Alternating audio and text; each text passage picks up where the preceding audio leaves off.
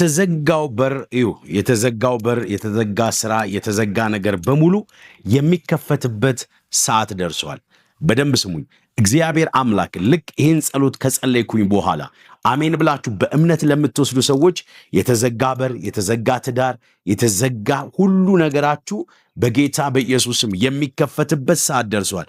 እህቴ ከስር ኮመንት ሴክሽን ላይ እንደዚህ ብለሽ ጻፊ፣ የተዘጋብኝ በር በሙሉ እግዚአብሔር አምላክ ዛሬ ከፍቶልኛል ብለሽ ከስር ኮመንት ሴክሽን ላይ ስትጽፊ የሰማይ አምላክ እግዚአብሔር ከዚህ ፕሮግራም በኋላ በጌታ በኢየሱስም ተከፈተ።